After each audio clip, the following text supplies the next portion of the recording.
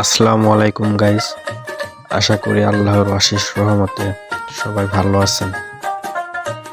আমাদের এলাকায় গত রাত থেকে কিন্তু প্রচুর পরিমাণ বৃষ্টি হয়েছে। বৃষ্টির পরে গ্রামে ধান ক্ষেতের ভিতর কিন্তু প্রচুর মাছ পাওয়া যায়। আজকে যাচ্ছি গ্রামের ছোটদের মাছ ধরা দেখতে। ইতিমধ্যে দেখলেন একটা বোন পড়ে গেছে পিছলা। যাই হোক, ধান ক্ষেতের আইল খুব পিচ্ছিল হয়ে আছে বৃষ্টির পর থেকে।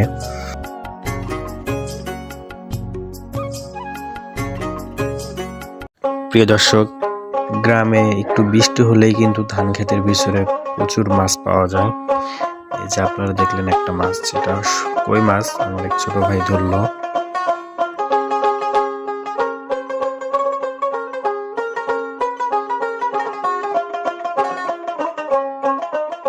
ধান ক্ষেতের ভিতরে পানি কম হয়, একটু হাত দিলে দেখা যায় কই মাছ, টাকি মাছ, শোল মাছ এগুলো ধরা যায়।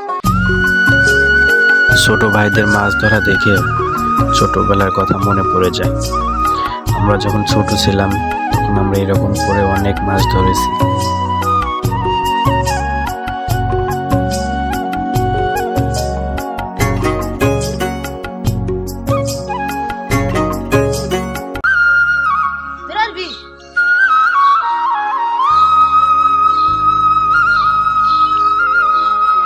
ভিডিওটা এখানেই শেষ করছি।